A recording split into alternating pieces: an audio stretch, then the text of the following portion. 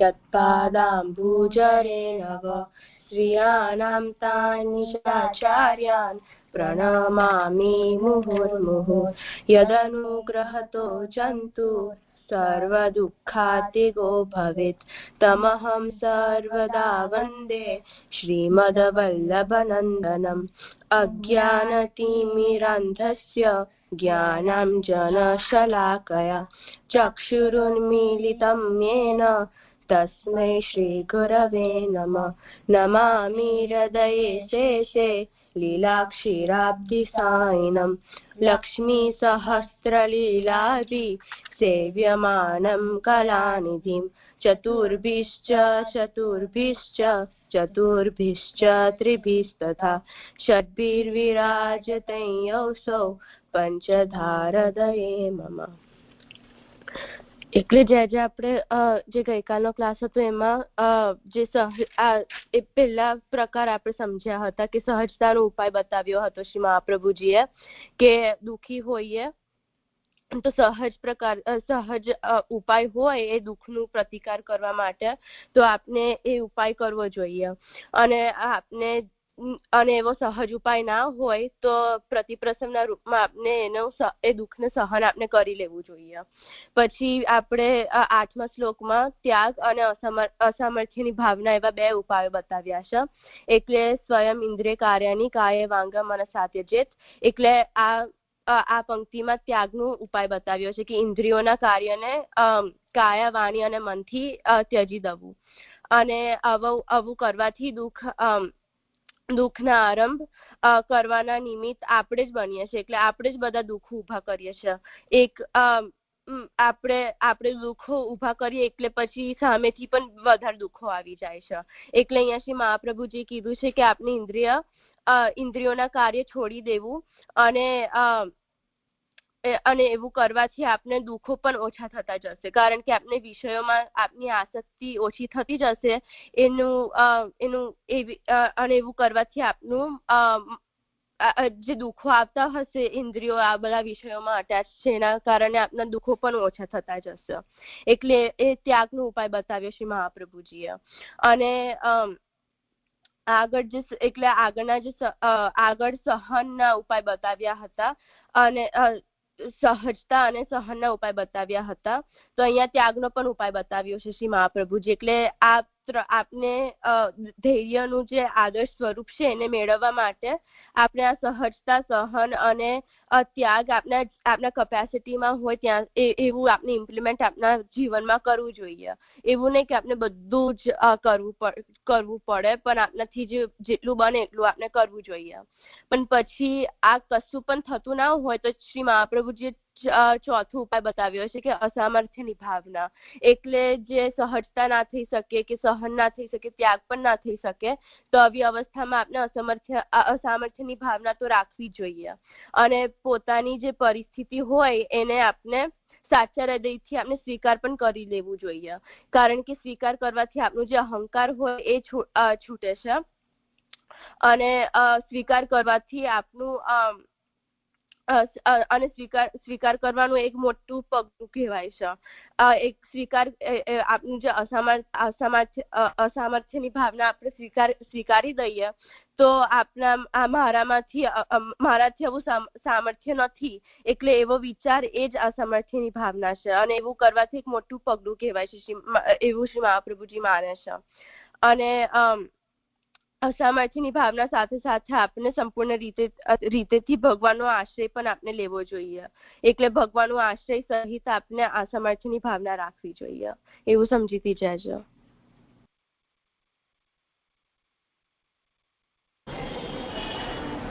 હા, એટલે આ જે અસામર્થ્યની ભાવનામાં હું કરી શકું એમ નથી, હું અસમર્થ છું, હું કેપેબલ નથી, હેલ્પલેસ છું, આ વાતનો સ્વીકાર। હવે મેં જે ઉદાહરણ આપ્યા છે એ તો આપણે સમજી શકીએ એટલા માટે લૌકિક ઉદાહરણો આપ્યા હતા પણ વારંવાર આપણે એ વાતને કહેતા રહ્યા છીએ અને ભૂલવી પણ ન જોઈએ કે હરિ સર્વમ નિજેચ્છાતઃ કરિષ્યતિ. આ જે વિવેક છે એ આ બધા જ ઉપાયોના બેઝમાં છે.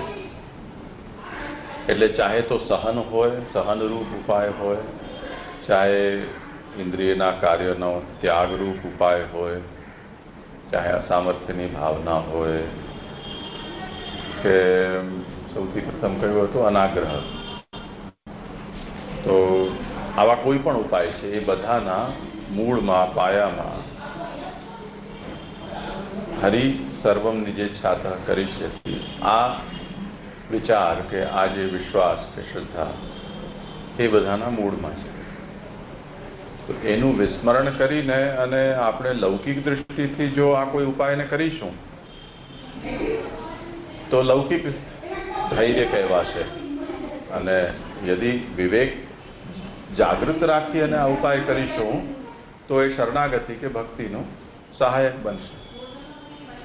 તો આ વસ્તુને આપણે ભૂલવી ન જોઈએ. કેમ કે કેટલાક ઉપાય એવા છે કે જે ઉપાય જેમ આપણે ભોજન કરીએ છીએ તો ભૂખ લાગી અને પેટ ભરવા માટે આપણે કંઈક ખાધું, તો એ ખાવાથી જે શરીરને પોષણ પ્રાપ્ત થાય છે કે જીભ વગેરે જે કંઈ પણ સ્વાદ મળે છે એ તો લૌકિક ભોજન થયું. પણ જ્યારે કોઈક વૈષ્ણવ ભોજન કરે છે તે વખતે મહાપ્રસાદનું ભોજન કરે છે. તો મહાપ્રસાદનું જ્યારે ભોજન થઈ રહ્યું છે તે વખતે પેટ તો ભરાશે,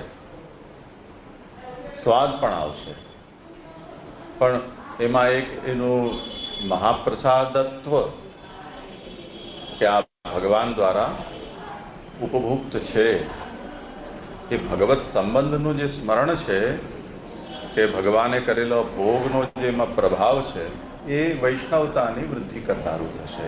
આશ્રય ભક્તિ દાસત્વ દ્રઢ કરનારું થશે. એ લૌકિક ભોજનમાં એ પ્રભાવ પેદા નહીં થાય. તો જેમ ભોજન જેવી ક્રિયામાં પણ એ ક્રિયાને જો આપણે મહાપ્રસાદ રૂપ સમજી અને કરી રહ્યા છીએ કે આ મહાપ્રસાદથી મારામાં ભગવદીયતાનો સંચાર થાય, જે સિદ્ધાંત રહસ્ય ગ્રંથમાં કહ્યું છે કે ગંગામાં બીજા જલ મળે તો એ પણ ગંગારૂપ થઈ જાય, તેવી રીતે પ્રભુના સંબંધ થવાથી આ અન્ન છે એ પણ ભગવદીય થયેલો છે, ભગવદભુક્ત થયો છે. અને એ મારામાં, મારા શરીરમાં એનો પ્રવેશ થશે તો એ ભગવદીયતાથી સંપન્ન જે પદાર્થ છે એ મારામાં પ્રવેશ થશે તો મારા પણ રક્તમાં કે મારા મનમાં પણ એ ભગવદીયતા આકાર લેશે. કેમ કે આપણે ત્યાં જેમ અન્ન તેવા ઓડકાર એવી ગુજરાતીમાં કહેવત છે. કોઈ માણસ કેવું બોલે છે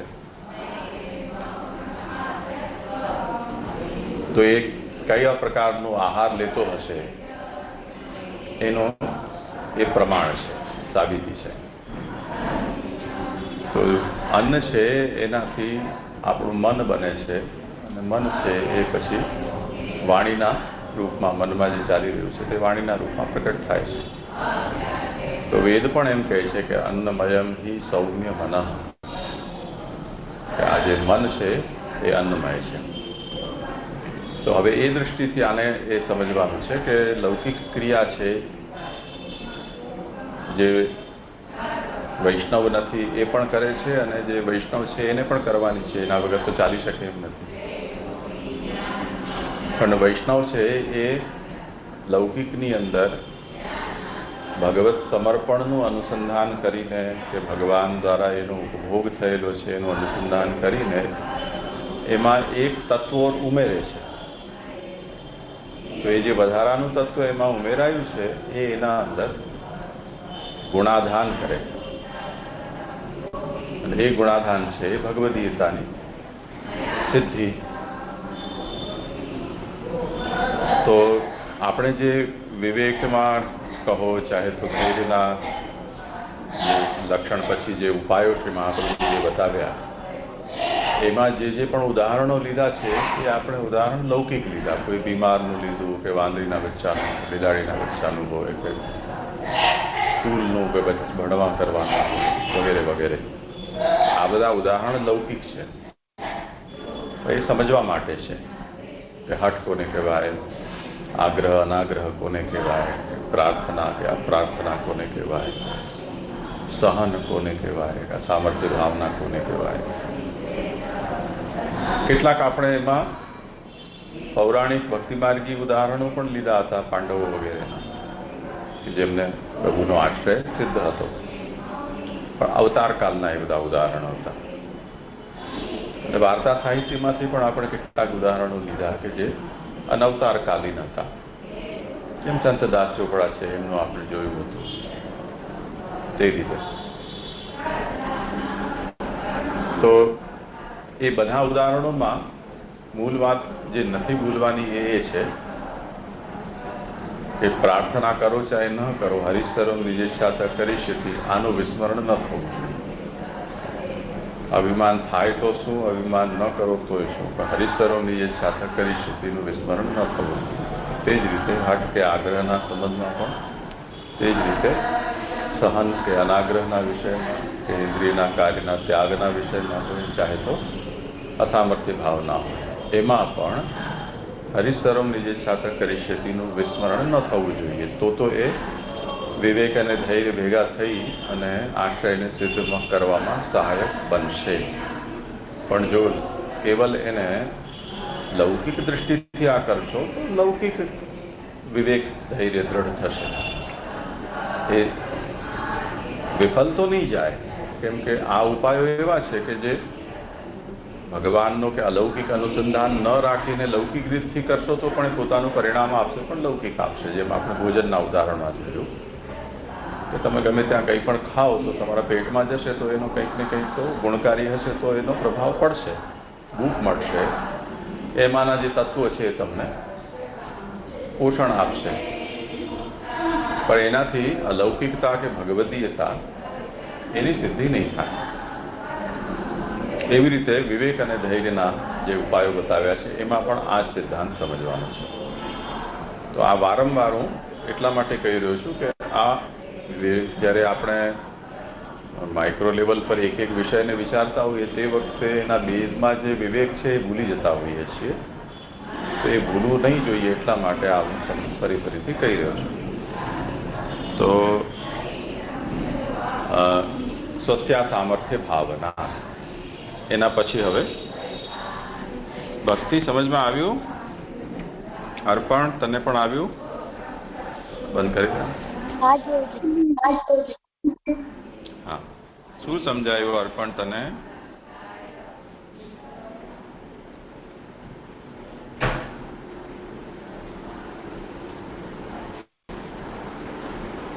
હા ગુરુજી, મને એવું સમજાયું કે વિવેક બધા ઉપાયો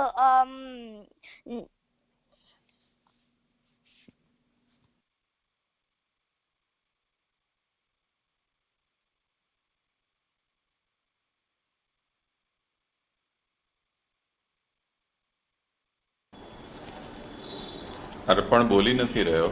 ભક્તિ તું કર, ચાલ. તને શું સમજાયું?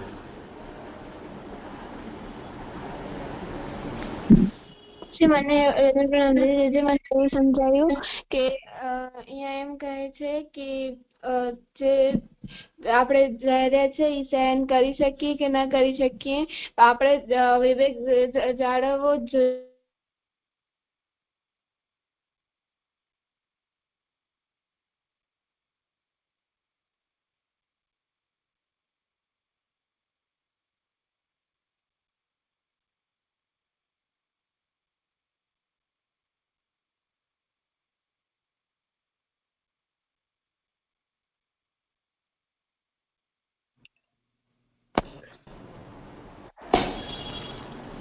ભક્તિ, અવાજ નથી આવી રહી તારી. ને અર્પણ, તારો ફોન મ્યુટ છે. તમને અવાજ સંભળાતો હોય તો હું કરું, કઈ નહીં તો પછી.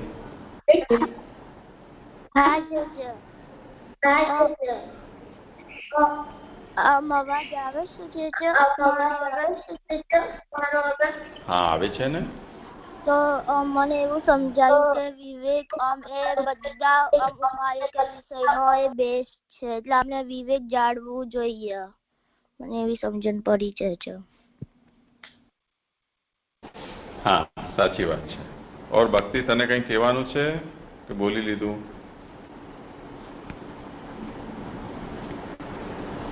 ચાલો ઠીક છે, સાનવી કરો આગળ. મને ખાલી પ્રશ્ન હતો.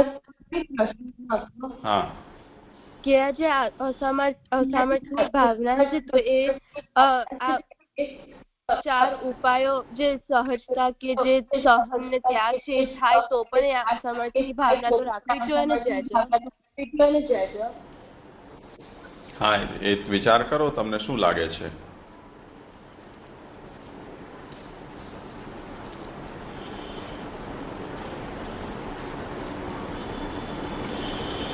ત્રિદુઃખ આપણે સહન કરી શકી રહ્યા હોઈએ તો હવે અસામર્થ્યની ભાવના કયા વિષયમાં કરવાની રહે?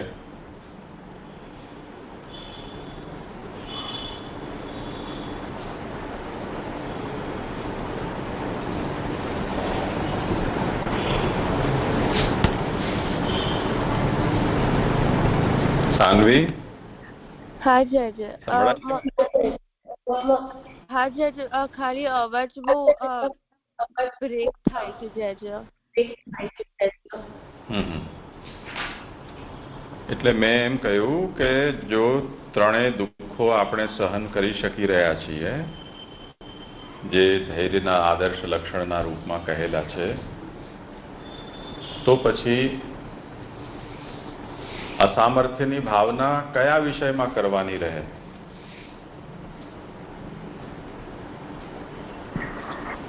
જે મને એવું લાગે છે કે આપનાથી ધૈર્ય સહન થતું હોય તો પણ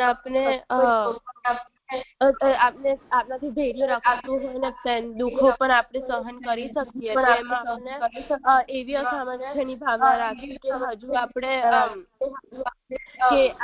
ભગવાનનું આશ્રય જ આપણે લેવું જોઈએ, અને એવી રીતે આપણે અહંકાર ન રાખવો જોઈએ કે હવે આપણે દુઃખને સહન કરી રહ્યા છીએ તો પણ આપણે એવી અસામર્થ્યની ભાવના તો રાખવી જોઈએ. અને મને એવું લાગે છે, મને ખબર નહીં છે. હા જો હવે એ જે પંક્તિ છે એ પૂરી પંક્તિનો અર્થ તાત્પર્યનો વિચાર કરો. અશૂરેણાપી કર્તવ્યમ સ્વસ્યા સામર્થ્ય ભાવના.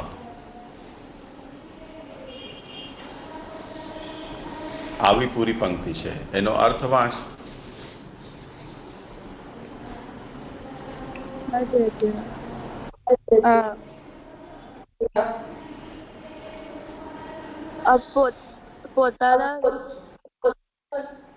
પોતાના લૌકિક સ્વાર્થ માટે કાયા અને મન વડે ઇન્દ્રિયોના કાર્યોને છોડવા, અને તે પ્રમાણે જ્યાં સુધી અશુરપણા વડે ત્યાગ ન થઈ શકે ત્યાં સુધી પોતાના અસામર્થ્યની ભાવના કરવી.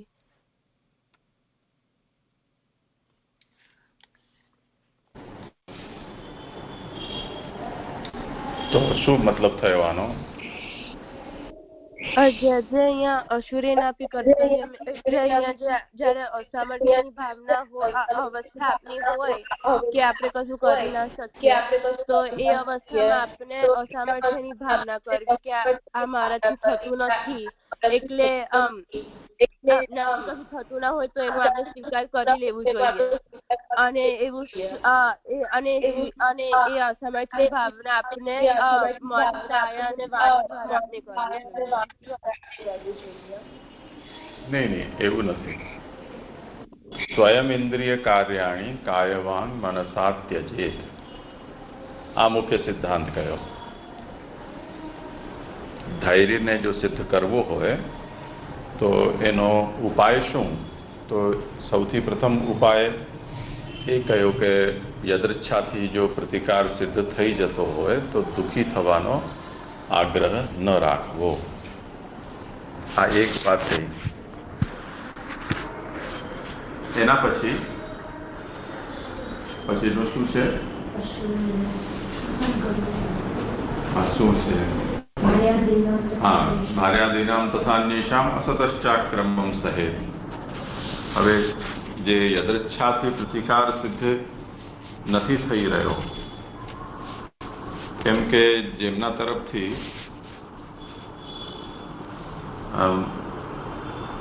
ડેલી બેઝ પર સમજી લો કે રૂટીનમાં આપણને જે કષ્ટ આવવાનું છે એ તો આપણા આસપાસ જ છે. તો તે સ્થિતિમાં એમનો પ્રતિકાર કરીને પણ તમે ક્યાં જશો? કેટલાથી તમે બચી શકશો? તો શ્રી મહાપ્રભુજી એમ આજ્ઞા કરે છે કે એમના તરફથી જે કષ્ટ આવે છે એને તમે સહન કરવાની આદત પાડો. એટલે મેં જ્યોતિષનો તમને જોગ કહ્યો હતો, બહુ પીડિત હતો અને એણે કહ્યું કે આટલું ક્યાં સુધી ચાલશે? તો એણે કહ્યું કે આટલા વર્ષથી તમારા ઉપર પનોતી છે, પછી શું થશે? પછી તમને આદત થઈ જશે. તો આ જે સહન છે, સહનનો મતલબ એને સ્વીકારી લો કે આ તો આવું જ હોય, જો બકા તકલીફ તો રહેવાની છે, એવું પેલા આવતું હતું સ્લોગન. તો એ સહન છે, એ ઉપાય કરો. એમાં શ્રી મહાપ્રભુજી એ કહ્યું કે આ જે સહન છે એ કરી શકવા માટેની એક ટેકનિક છે. અને ટેકનિક એ છે કે ઘણી બધી પીડાઓ આપણા ઉપક્રમને એટલે એ ઇનિશિએટ આપણા કારણે થાય છે. એ પીડાઓ ઊભી આપણા કારણથી થતી હોય છે, આપણા બોલવાથી કે આપણા વ્યવહારથી. તો એટલીસ્ટ સામેવાળાનું મોઢું તમે બંધ ન કરી શકો, પણ તમે તો બોલવાનું બંધ કરી શકો કે સામેવાળાને તમારા ઉપર આક્રમણ કરતો ન રોકી શકો, પણ તમે ચૂપ ઉભા રહી શકો, તો ભાગી તો શકો, ત્યાંથી એબસેન્ટ થઈ શકો. તો સ્વયં ઇન્દ્રિય કાર્યાણી કાયવાન મનસા ત્યજે, આ એનો ઉપાય છે. તો એવું જો તમે કરીને જોશો તો દુઃખો છે એ આવવા ઓછા થઈ જશે, ધીરે ધીરે બંધ થઈ જશે. તમને લોકોને ત્યાં એવો એક્સપિરિયન્સ છે કે નહીં મને ખબર નથી, પણ મોટે ભાગે આપણે હિન્દુસ્તાનમાં આપણે ઘણા બધા પ્રાણીઓની સાથે રહેતા હોઈએ છીએ. જે યુરોપ અમેરિકાની અંદર ઝૂમાં જ અવેલેબલ થતા હોય જે પ્રાણીઓ, એટલા બધા પ્રાણીઓ તો આપણા ગલીઓમાં અને ઘરોમાં હિન્દુસ્તાનમાં હોય છે. જેમ ઉત્તર પ્રદેશ વગેરે ક્ષેત્રમાં જાઓ તો લાલ કાળા મોઢાના વાંદરાઓ આપણે જોવા મળે, કૂતરા બિલાડા અને આ તો આપણને પૂરા હિન્દુસ્તાનમાં સર્વત્ર આપણને જોવા મળે. હવે જે કૂતરાઓનો સ્વભાવ છે કે અજાણ્યો વ્યક્તિ જુએ તો એ હશે. ગામના જે કૂતરાઓ છે, ટુરિસ્ટ સેન્ટર હોય ત્યાં ઓછું હોય, કેમ કે એમને રોજ નવા નવા જોવા મળતા હોય, એટલે એ લોકો કેટલા ઉપર બસે, એટલે એમને આદત પડી જાય કે અહીંયા તો બધા રોજ નવા નવા જવાના છે. તો પાર્ક કે દરિયા કિનારે કે એવી જગ્યાએ બધા જે હોય કૂતરાઓ, એ લોકો ગમે તે આવે જાય એની ઉપેક્ષા કરે. પણ આપણા ગલી ચોકની અંદર જે રહેનારા હોય એ લોકો નવી વ્યક્તિ ત્યાં જુએ તો એમને ઉત્તેજના થઈ જાય, કારણ અમારા એરિયામાંથી મારે કોણ છો, આઈડી પ્રૂફ બતાવો. હવે એ જે ભાસી રહ્યો છે એમાં પ્રાણીઓની ખાસિયત એ હોય છે કે જો તમે એની સાથે આંખ મિલાવો તો એને એમ લાગે છે કે આ મને ચેલેન્જ આપે છે. આ બધા પ્રાણીઓ છે એમનો સ્વભાવ હોય છે. વાંદરાઓનું પણ એવું છે કે તમે લોકો જઈ રહ્યા છો, છાજલી ઉપર વાંદરો કે ગાડી ઉપર બેઠો છે અને એના સામે તમે જુઓ તો એ ફુર્ર કરશે, પણ જો તમે જોયા વગર એમને જતા રહો, ઉપેક્ષા કરશો તો એ કંઈ નહીં કરે. તો તમે જ્યારે સામેવાળાનો સ્વભાવ જાણો છો તો તમે આટલું તો કરી જ શકો ને, એને ઇગ્નોર કરી દો. સ્વયં ઇન્દ્રિય કાર્યાણી કાયવાન મનસા ત્યજે, એ જ વસ્તુ છે જેમ આપણા જેટલા પણ વ્યવહારો છે આપણે એમ વિચારતા હોઈએ કે કોઈ જાણે કોણ ક્યારે આપણને કામ લાગી જાય કે આપણે બધાની સાથે સંબંધ બનાવીને રાખવું છું, એટલે જે જોવે તે બધાની સાથે લપ કરવા આપણે બેસી જઈએ. કેમ છો, મજામાં, ક્યાંથી ક્યારે આવ્યા, ક્યાંથી લીધું, શું ખાધું વગેરે. હવે જેટલા સાથે તમે સંબંધ સ્થાપિત કરો તો સંબંધ તો દ્વિનિષ્ઠ હોય, બે પક્ષે હોય, સાપેક્ષ હોય. એની પણ તમારા પાસે કંઈક અપેક્ષા બને, તમારી એની પ્રત્યે કંઈ અપેક્ષા બને. હવે એમાં જો તમે એમની અપેક્ષા ઉપર એના અનુરૂપ વ્યવહાર ન કરો, માની લો કોઈ દિવસ તમે ઉતાવળમાં જઈ રહ્યા છો અને એ વ્યક્તિ સામેથી આવીને તે વખતે તમે કેમ છો મજામાં કરવાનું ભૂલી ગયા, તો જન્મો જન્મનો વેર બંધાઈ જાય. એટલે તમારો 2 વર્ષના સંબંધ છે એ 1 દિવસની ઘટનાથી ખતમ. બહુ અભિમાન આવી ગયું છે, ફુરસતે નથી, સામે આવ્યા તો પણ કેમ છો મજામાં પણ કર્યું નહીં. તો હવે આ સમસ્યા ઊભી ક્યાંથી થઈ? તમે જ બધાને જઈને એને કેમ છો મજામાં કરવાનું ચાલુ કર્યું. તો કરે શું? એક રોચક ઉદાહરણ છે. જૂનાગઢમાં એક અમારા સજાતી, એમનો લૌકિક રીતે નહીં પરંતુ વૈષ્ણવતાની દૃષ્ટિથી એમને કોઈ ભગવત સ્મરણ કરે તો એમને ગમે. પણ એની સમસ્યા એ કે જો એક દિવસ પણ એ વ્યક્તિ તમને ભગવત સ્મરણ કર્યા વગર હવેલીમાંથી જતો રહે તો એમને ગોતીને એમના ઘરે સુધી જઈને પણ ભગવત સ્મરણ જ્યાં સુધી કરી ન લે ત્યાં સુધી એમ નિંદર ના આવે કે આજે એને કેમ ન કર્યા ભગવત સ્મરણ. હવે પહેલા તો એવું થતું કે બહુ છેટે 4 કિલોમીટર દૂર ઘર હોય તો કોઈકને કંઈક મને સ્કૂટર પર બેસાડીને લઈ જાઓ ને હવે લંદાલ બાપા છે જય શ્રી કૃષ્ણ મારા રહી ગયા. બીજા ઓલો સૂતો હોય તો ઉઠાડીને જગો જય શ્રી કૃષ્ણ કરી પછી પાછા આવે. પછીથી એમની શરીર અશક્ત થઈ ગયું તો આ રીતે હળિયાપટ્ટી તો કરી નતા શકતા. પણ જેમની સાથે એમણે જય શ્રી કૃષ્ણનો વ્યવહાર બાંધ્યો હતો એ એમને ત્યાં આવીને જય શ્રી કૃષ્ણ ન કરે તો હાય હત્યા મચાવી દે ઘરમાં. એટલે તે જમાનામાં મોબાઈલ હતા નહીં, જેમને જ્યાં પણ ટેલિફોન હોય તો ફોન કરીને જય શ્રી કૃષ્ણ કરે. બોલા કે હજી તો અહીંયા આવ્યા નથી, રસ્તામાં આવશે તો વાંધો નહીં, જ્યારે આવે ત્યારે એમને કહેજો જય શ્રી કૃષ્ણ લાગે. હવે આ તો એક મુશ્કેલ થઈ જાય. જય શ્રી કૃષ્ણ સારી વસ્તુ છે પણ આટલી બધું સારી વસ્તુ પણ નથી કે તમે કોઈ નીંદરમાંથી ઉઠાડીને એને કરો કે એના પાછળ સ્કૂટર લઈને દોડો. તો કહેવાનો મતલબ એ છે કે આ બધું આપણે ઇનિશિએટ કરી રહ્યા છીએ, આપણા તરફથી આપણે એનો આરંભ કરેલો છે એને ચીચોડાવવાનો છે, આપણે થઈ જઈએ છીએ. તો શ્રી મહાપ્રભુજી એમ આજ્ઞા કરે છે કે આપણે પોતાના તરફથી આપણા કાયા વાણી અને મનને એ રીતે નિયંત્રિત રાખીએ કે જેથી એક કારણે કોઈ કષ્ટ પેદા થતા હોય કે દુઃખ આવતા હોય તો એ ના આવે. હવે જો આ જે આપણો મુદ્દો છે ને, જે આ સાનવીનો પ્રશ્ન હતો એના ઉપર વાત જાય છે. અહીંયા શ્રી મહાપ્રભુજીને કોઈ એમ કહે છે કોઈ મારાથી કાયા વાણી અને મનથી ઇન્દ્રિયના કાર્યને રોકવા શક્ય નથી. કેમ કે આપણો બધો વ્યવહાર તો આનાથી જ ચાલે છે, મનથી, વાણીથી ને ઇન્દ્રિયોથી તો બધા વ્યવહાર ચાલે છે. એને રોકવા કેમ? રોકશો તો વ્યવહારનો ઉચ્છેદ થઈ જાય, પછી તો યોગીની જેમ સમાધિ રાખીને બેસી જાઓ. સમજાય? તો જે લોકો પોતાના વ્યવહારને નિયંત્રિત કરે છે એટલું એમનો લોક સંપર્ક તૂટે છે, એટલે એકલવાયા થઈ જાય છે. હવે એ એકલવાયાપણું છે જો એ કોઈને ગમતું હોય અને સ્વીકાર્ય હોય તો એમને તો કોઈ તકલીફ છે, ઠીક છે, ચાલ્યું. પણ જેનાથી ન નમતું હોય એને શું કરવું?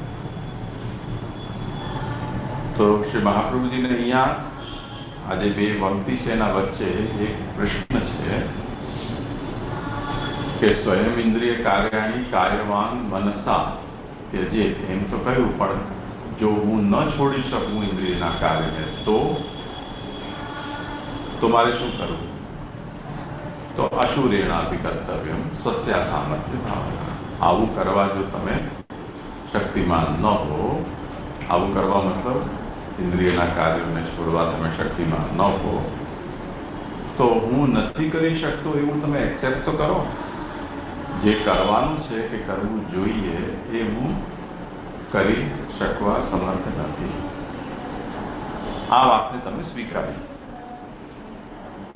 તો આ અસામર્થ્યની જે ભાવના છે એ કોન્ટેક્સ્ચ્યુઅલ છે, જનરલ સેન્સમાં નથી. સમજાય ને? એનો ધૈર્ય સાથે કે વિવેક સાથે શું કનેક્શન? કે જો તમે એક્સેપ્ટ નહીં કરો અને દંભ કરશો કે મેં તો બધું છોડી દીધું છે, એવું ઘણા લોકો કરતા હોય. થોડી મોટી ઉંમર થાય, આ થોડું ઓછા કામ ચાલે,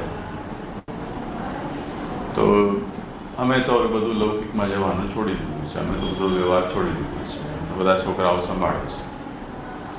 તો પાછું મન થતું હોય અંદરથી, અને અવસર આવે તો પાછા લૌકિકમાં જઈ પણ આવતા હોય, ખાઈ પી પણ આવતા હોય, નાચી પણ આવતા હોય, હરવા ફરવા પણ જઈ આવતા હોય, દુકાને પણ બે ચાર આંટા મારી આવતા હોય, બીજી ખટપટ પણ કરી આવતા હોય લૌકિકમાં.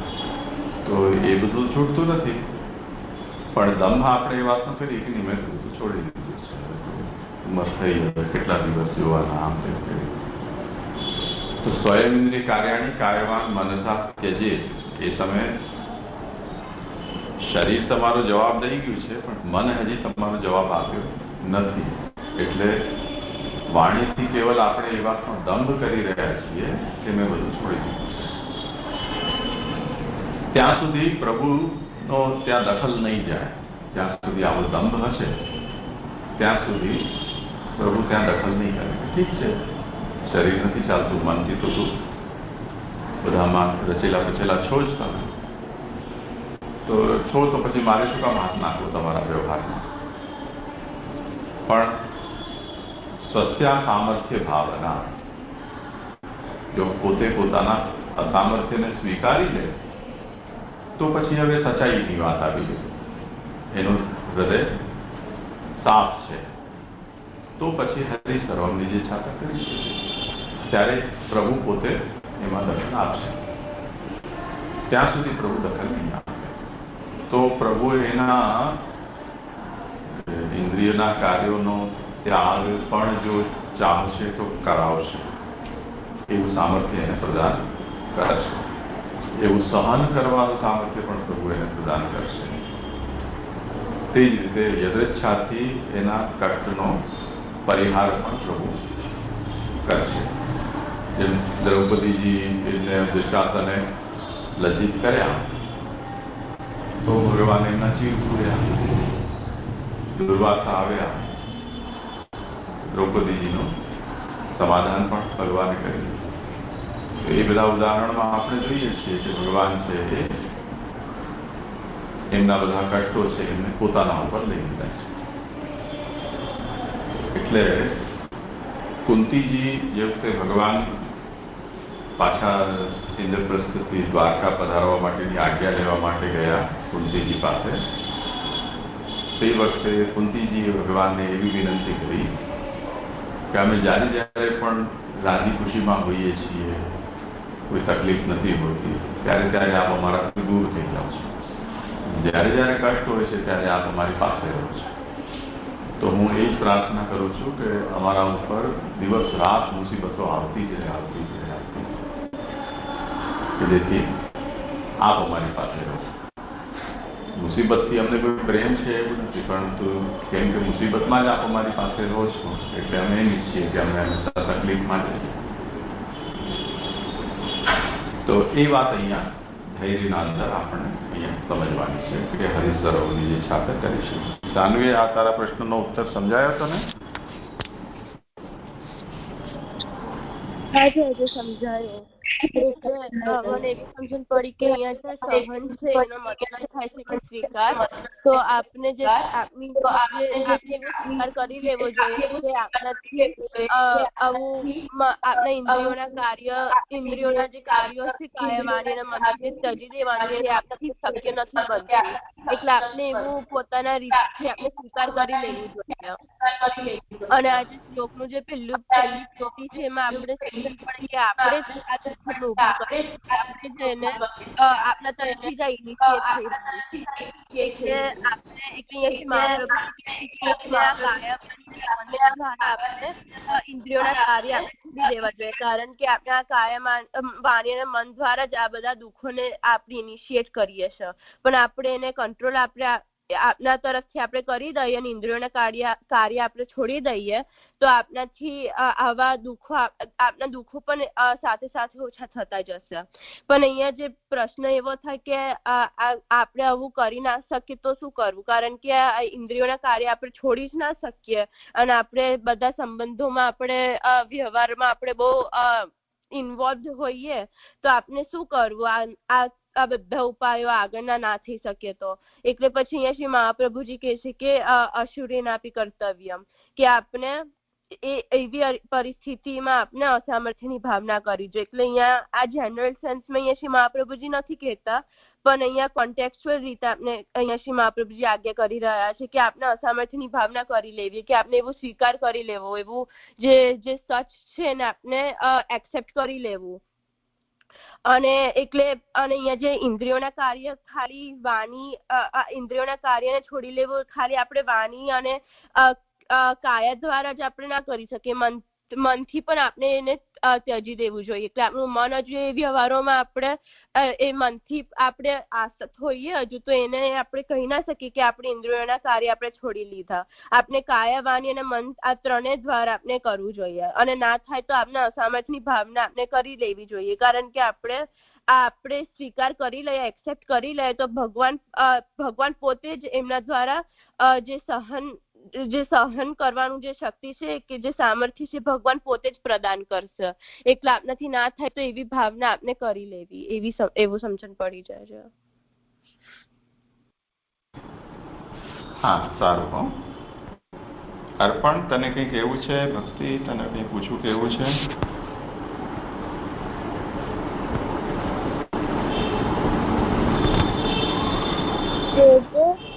સાંભળીને કાલે કઈ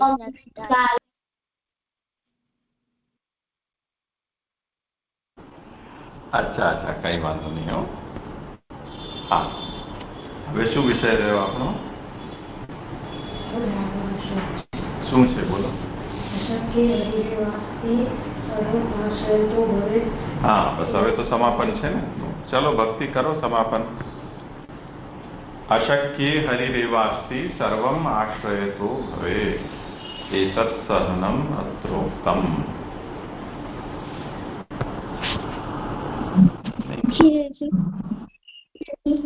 અર્થ વિવેક અને ધૈર્યની બાબત મનની દુર્બલતાને લીધે રાખવી અશક્ય જણાય ત્યાં એવી ભાવના રાખવી કે હરિ સર્વ દુઃખ હર્તા છે, તેમના આશ્રયથી સર્વ થશે, એ પ્રમાણે ધૈર્યની હકીકત કહી. એટલે આગળના શ્લોકમાં જેમ કહ્યું કે આ સામર્થ્યની ભાવના કરવી જોઈએ. એટલે કે આપણામાં સામર્થ્ય નથી, આપણામાં કેટલું સામર્થ્ય નથી તો આગળ જે ધૈર્યને સહન કરવાનું અને વિવેક જાળવવાનું આપણામાં સામર્થ્ય નથી તો આપણે આપણા મનમાં એટલો રાખવો જોઈએ કે પ્રભુ સર્વ સામર્થ્યવાન છે ને પ્રભુ બધું આપણા દુઃખ હરી લેશે. ઠાકોરજી હરી છે, આપણે બધા દુઃખ હરી લેશે. અને એવી ભાવના કરી આપણે પ્રભુ પર આશ્રય રાખવો જોઈએ, પ્રભુની શરણે જવું જોઈએ એ સમજાવી અને અહીંયા ધૈર્યનું સમાપન કરે છે.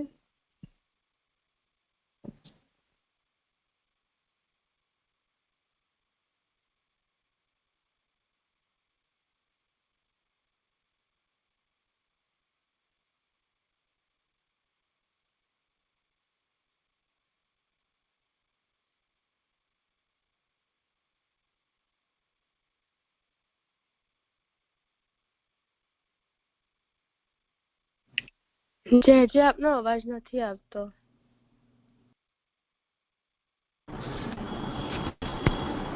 હા હવે આવશે. એટલે અશક્ય હરિરેવાસ્તિ સર્વમાશ્રયતો ભવેત, આ જે પંક્તિ છે શ્રી મહાપ્રભુજીની, એ ચાલુ પ્રસંગમાં તો ધૈર્યના સમાપનમાં આવી રહી છે, પરંતુ આ આખું પ્રકરણ ગ્રંથના આરંભમાં વિવેક ધૈર્ય સતતમ રક્ષણીય ત્યાંથી શરૂ થયું છે. એટલે શ્રી મહાપ્રભુજીએ વિવેક અને ધૈર્ય બંનેને એક કક્ષામાં માન્યા છે. અને એ કક્ષાનો મતલબ એ છે કે આશ્રયને સિદ્ધ કરવાના ઉપાય વિવેક અને ધૈર્ય બંને ભેગા થઈને છે. એકલું ધૈર્ય કે એકલા વિવેકથી આશ્રય સિદ્ધ થઈ ન શકે. તો હવે જ્યારે શ્રી મહાપ્રભુજી એમ આજ્ઞા કરે છે કે અશક્ય હરિદેવાસ્તિ, તો અશક્ય હોવા પર એમાં કેવલ ધૈર્ય ધારણ કરવું શક્ય નથી, તે સ્થિતિમાં હરિ જ આશ્રય છે. એમ કેવલ ધૈર્ય નહીં, પરંતુ વિવેક અને ધૈર્ય બંને આમાં લેવાના છે. તે બંને પ્રકરણો છે એનો અહીંયા ઉપસંહાર શ્રી મહાપ્રભુજી કરે છે કે જો વિવેક સાધવાના અને ધૈર્યને સાધવાના ઉપાયો અહીંયા બતાવ્યા છે, એ ઉપાયો પૂર્ણ રૂપથી કોઈથી ન નભી શકે તો પ્રભુના આશ્રયથી તો બધું જ થઈ જાય છે. એમ કરીને આ વિષયનો ઉપસંહાર કર્યો છે અને આશ્રયનો આની સાથે સાથે ઉપક્રમ પણ કરી દીધો છે. તો સમજવાનું એ છે કે જેમ પ્રાર્થના, હઠ, અભિમાન વગેરે વગેરે છે એ અવિવેક ન દૂર થઈ શકતા હોય, તે જ રીતે ધૈર્યના જે ઉપાયો બતાવ્યા છે એ ઉપાયો પણ જો ન થઈ શકતા હોય તો પ્રભુનો આશ્રય જો આપણે નિશ્ચલ ભાવથી ભગવાનનો આશ્રય રાખીએ તો પ્રભુ બધું કરશે, કરાવશે. તો પ્રભુ વિવેક અને ધૈર્ય પણ ભક્તને સિદ્ધ કરી આપે છે. આ વાત શ્રી મહાપ્રભુજી અહીંયા જણાવે છે. તો ઠીક છે, હવે આ વિષય અહીંયા સંપન્ન થાય છે, તો અહીંયા આને વિરામ આપીએ છીએ.